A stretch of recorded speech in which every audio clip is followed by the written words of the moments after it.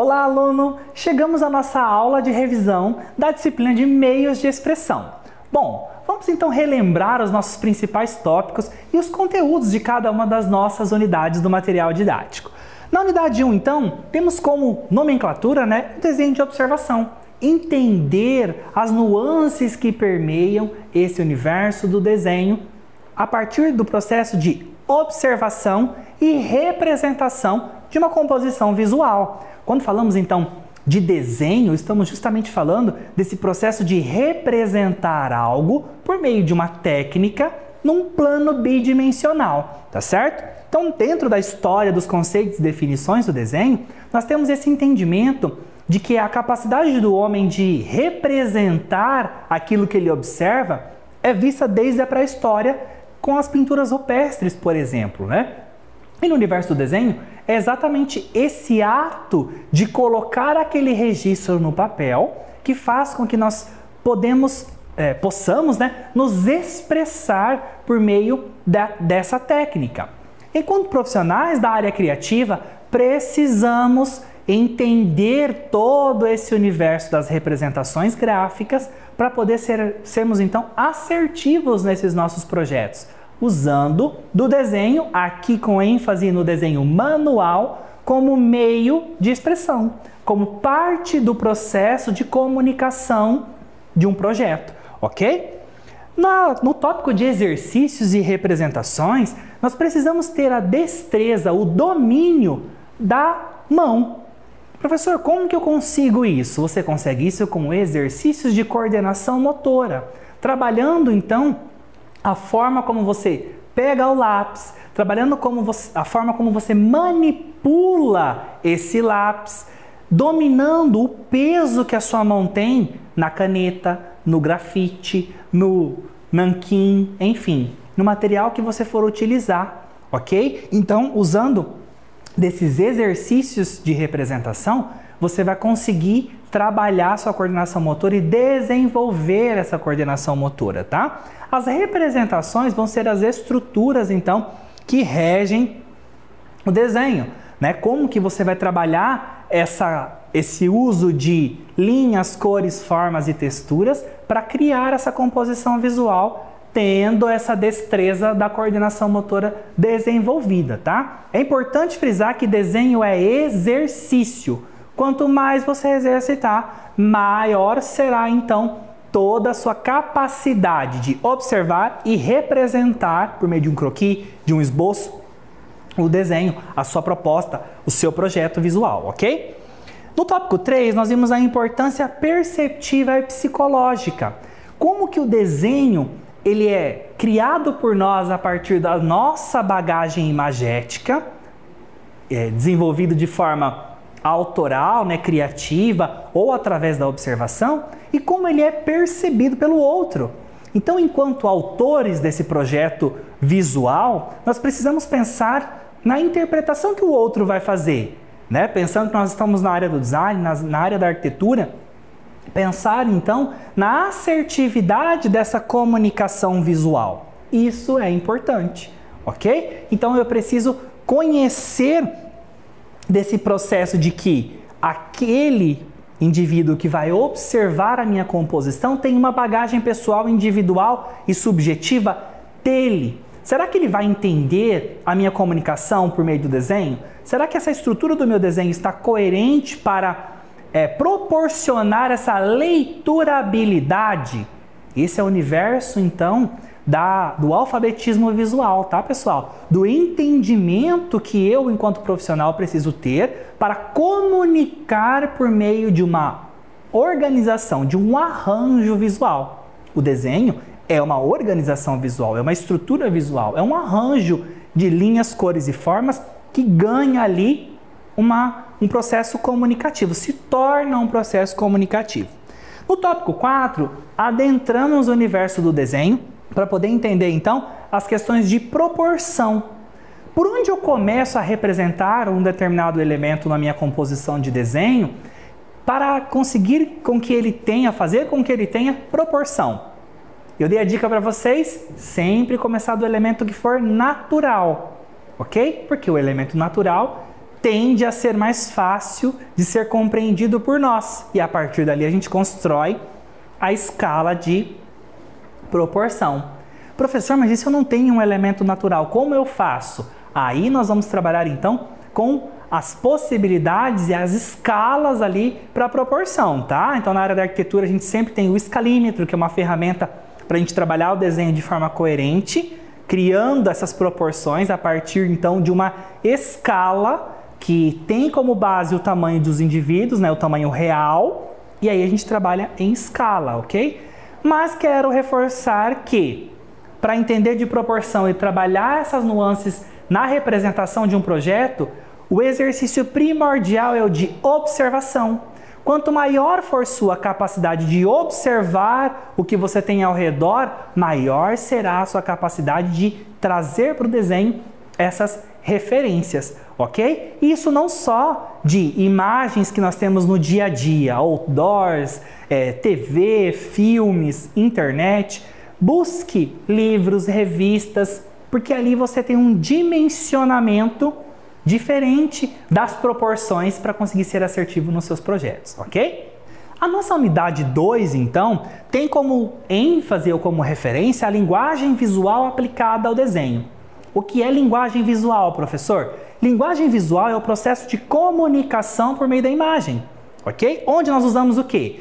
Pontos, linhas, planos, formas, texturas, para criar, então, essa mensagem visual, ok? Então, o ponto, ele é sempre o elemento básico, né? Aqui a gente falou de ponto enquanto elemento único, mas o ponto também pode ser um ponto focal, e aí a gente entra em leis da Gestalt, por exemplo, que também são parte do processo de linguagem visual. Se você gosta dessa área, pesquisa aí. Gomes Filho, Gestalt do Objeto, é uma referência interessante para você se aprofundar nesse universo da percepção visual. Como nós projetamos algo por meio da imagem e como as pessoas interpretam essa comunicação. A linha vai ser um elemento utilizado em todas as nossas composições. E ela pode ganhar diferentes formas. Ela pode ser reta, ela pode ser ondulada, ela pode ser vertical, horizontal ou inclinada. E cada uma dessas linhas cria uma determinada mensagem, transmite uma determinada ênfase, ok? O plano, por sua vez, vai ser essa estrutura de dimensionalidade. Eu crio, então, perspectiva por meio desse plano que ganha profundidade ou traz profundidade para a minha composição visual, tá certo? A textura, por sua vez, é obtida por meio dessa combinação de linhas e pontos. E aí eu posso criar, então, texturas para trazer realismo para o meu desenho. Como que é a textura da madeira, do metal, do vidro, da pedra?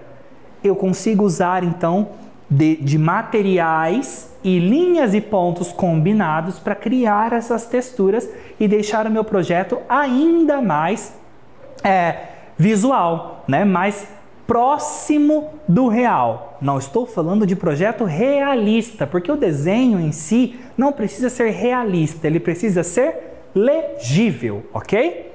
A volumetria, por sua vez, vai ser a estrutura tridimensional que eu trago para os elementos que eu estou representando, tá certo?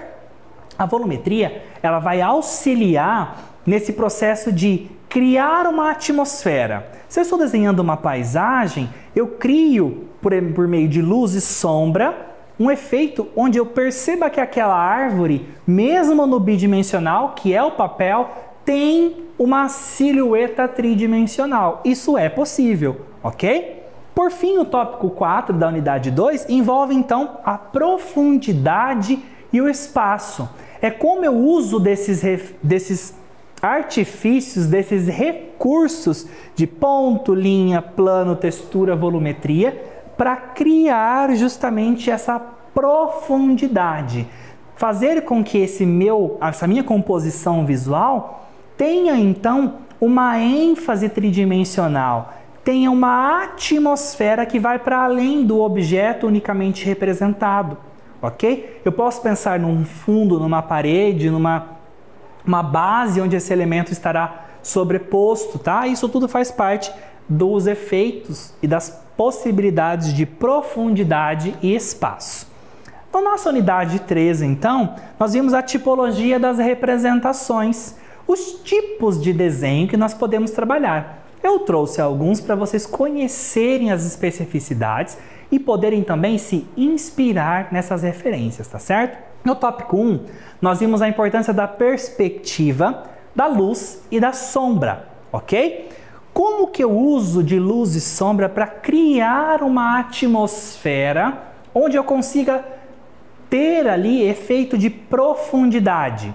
Primeiro plano, segundo plano, terceiro plano, quarto plano, toda aquela essência de elementos que estão mais próximos e, consequentemente, no primeiro plano são maiores, elementos que são menores e estão ao fundo da composição vão trabalhar, então, em um plano mais distante, à medida que tudo que vai ficando mais longe vai ficando mais claro em termos de cores, ok? Então, são algumas possibilidades para a gente poder trabalhar. A luz e sombra também é o artifício, também é o recurso para a gente poder pensar na tridimensionalidade do objeto, né? Como eu consigo criar uma determinada atmosfera para exemplificar a volumetria desse elemento. Reparem que todos os nossos tópicos eles vão se combinando, ok? O foco é sempre trabalhar, usar o desenho como recurso para comunicar o seu projeto,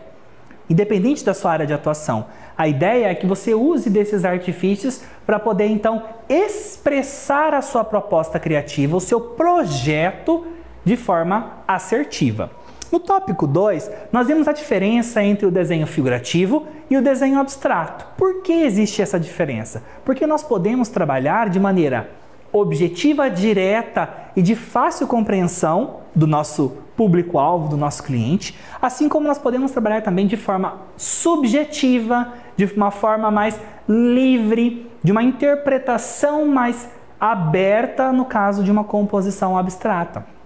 O desenho figurativo, então, é aquela composição que você entende e consegue identificar um elemento representado como sendo algo do mundo real. Uma cadeira sendo desenhada vai ser um elemento figurativo, ok? Já no desenho abstrato, eu vou ter linhas, cores e formas que não representam com nitidez um objeto do mundo real. Elas apenas vão dar ideias, né? Cada um a partir da sua interpretação, do seu aparato subjetivo, da sua bagagem individual, vai então refletir acerca daquela composição. Vai observar e vai encontrar ou buscar encontrar ali naquela composição elementos que são, ou que sejam, ou que pareçam, ou que remetam a um elemento do mundo real.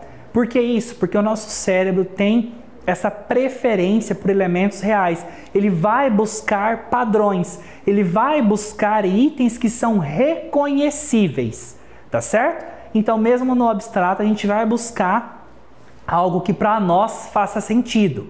E aí vem a questão da subjetividade, porque eu fiz o exercício com vocês, né? A mesma composição vocês observaram e eu observei, e eu tenho certeza que nós enxergamos coisas diferentes, tá certo? Por quê? Porque você tem a sua bagagem e eu tenho a minha bagagem.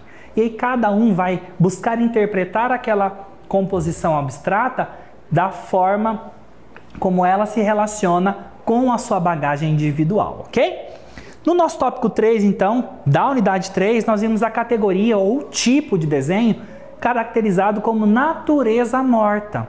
É onde nós temos, então, a composição com frutas, utensílios, flores, vasos, enfim, elementos inanimados que estão ali e formam uma composição. Você pode montar uma composição de natureza morta e fazer esse exercício de desenho. Vale a pena, é super legal. Por quê? Porque você vai colocar em prática esse exercício de observar a composição e representar. E ainda deixa um desafio. Faça essa composição em lápis grafite. Faça a mesma composição em lápis de cor.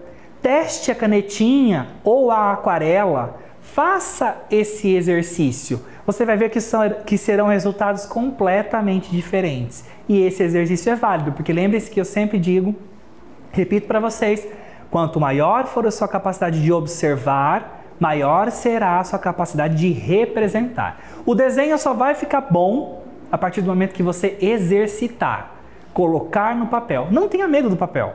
Use 1, 2, 3, 10, 20, 100 folhas e faça os exercícios, ok? Na paisagem, no nosso tópico 4, na tipologia de desenho das representações, na categoria de paisagem, nós temos então uma composição que representa uma natureza, ok? Pode ser uma floresta, pode ser um ambiente urbano também, uma paisagem. Então vai ser aquela composição onde eu tenho elementos que representam um determinado ambiente, tá certo? Eu trouxe algumas possibilidades para vocês perceberem quando a gente usa então técnicas que são mais difusas, técnicas mais abstratas, técnicas que vão deixar com nitidez a minha composição, né? Eu percebo que ali realmente tem uma árvore, tem uma montanha, tem um nascer do sol, um céu. Então, nós temos várias possibilidades para trabalhar a categoria de paisagem nessas nuances aí de representações, ok? Na nossa aula 4, na nossa unidade 4, aliás, nós temos então o desenho e a cromatização. A importância da cor no processo de desenho. E aí então eu trouxe para vocês os conceitos e os materiais acerca da cor e como nós podemos trabalhar com quais materiais e como esses materiais funcionam. Por que só aqui, professor? Porque primeiro você precisa entender dos conceitos que tem por trás do desenho, de como a gente cria desenhos e depois você entra com os materiais e os exercícios de desenho, ok? No tópico 2 nós vimos as técnicas. Como que eu manipulo lápis de cor, giz pastel seco, giz pastel oleoso, nanquim, caneta hidrocolor, aquarela? Como que eu manipulo esses materiais para criar os efeitos visuais no meu desenho, ok? Então isso é parte da função de quem usa da técnica manual, de quem usa do desenho manual para representar projetos. Temos que ter esse entendimento das técnicas, o que eu posso e o que eu não posso combinar em termos de materiais, ok? No tópico 3, nós temos cor e composição. Qual é o impacto da cor no meu processo de comunicação visual? É um impacto muito grande, porque a cor é o elemento que chega primeiro. Antes da percepção das linhas e formas, a cor já chegou. Então eu analiso primeiro cor e depois vou analisando os pormenores da minha composição, ok? Então ela é importante, eu preciso saber quais são as preferências de cores. Tem tabelinha da Heller lá para vocês com a preferência que nós temos então por determinadas cores e a aversão também, aquelas cores que são menos apreciadas. Tem o exercício do círculo cromático e como eu consigo trabalhar as combinações das diferentes cores para criar impacto visual. Cores quentes, cores frias, cores neutras, tudo vai depender do seu projeto e de como as cores se aplicam a esse projeto. Qual mensagem você quer transmitir com o seu projeto? Qual o objetivo dessa comunicação visual por meio do desenho? É isso que você tem que pensar. No nosso tópico 4, a criação de projetos cromatizados, eu trouxe então algumas possibilidades para você entender a aplicação para as diferentes áreas, né? Pensar como a gente usa o contorno de nanquim combinado com a aquarela, dá, não dá? Como que eu consigo fazer isso, professor? Eu mesclo lápis de cor para trabalhar com realismo, qual é o lápis de cor ideal para eu trabalhar? Possibilidades com tinta aquarela, possibilidades com canetinha. Você exercitar essas composições e entender que a melhor técnica é aquela que funciona para o seu projeto. Não existe uma regra em termos de materiais. Você poderá se identificar com determinados materiais e vai poder utilizar eles, inclusive fazer com que eles se tornem a sua assinatura em termos de projeto criativo, em termos de meios de expressão. Vai ser a sua forma de se expressar. Então é importante que você planeje, que você utilize essa disciplina e use desses diferentes materiais e técnicas como possibilidades. Tá? Então você experimente esses materiais e aquele com o qual você melhor se identificar, você pode se aprofundar e usar ele como sua assinatura criativa para os seus projetos ganharem personalidade. Por quê? Nas técnicas de desenho manual, nos meios de expressão através das técnicas manuais, nós nunca conseguiremos fazer dois projetos iguais.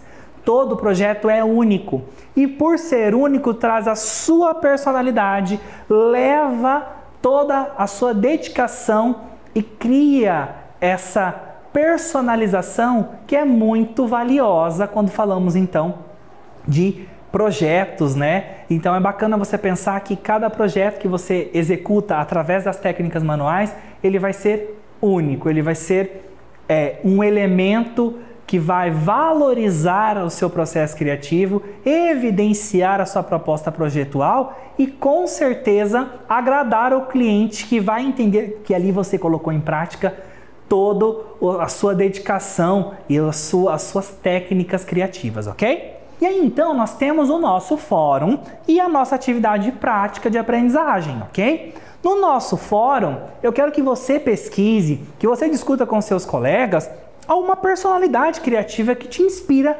nesse universo do desenho. Então pesquise ilustradores, pesquise designers, pesquise arquitetos, pesquise profissionais que trabalham com o desenho enquanto técnica de expressão e usam desse desenho manual como forma ali de se expressar e de construir os seus projetos. Compartilhe o nome, um pequeno currículo, se quiser colocar uma imagem ali de referência de um projeto desse profissional que você escolheu, que te inspira em termos de técnicas ou de combinação de técnicas, fique à vontade, ok? Na atividade prática de aprendizagem, você vai fazer um esboço de um projeto. E aí, para cada uma, então, das áreas que você vai estar aí inserido, você vai escolher essa área e vai trabalhar com o direcionamento que tem para vocês desse esboço de projeto. Eu quero que você exercite, escolha uma técnica e trabalhe essa manipulação da técnica, tá certo? Bom, ficamos por aqui. Peço e quero que você continue os seus estudos, que busque sempre se aperfeiçoar e conforme você gostar ou ter mais afinidade com algumas das técnicas, pesquise, né? Nossa biblioteca está cheia de materiais e vale a pena. Os profissionais da área criativa precisam ser constantes pesquisadores, estar sempre em busca de conhecimento e aprimoramento. Um grande abraço e até breve.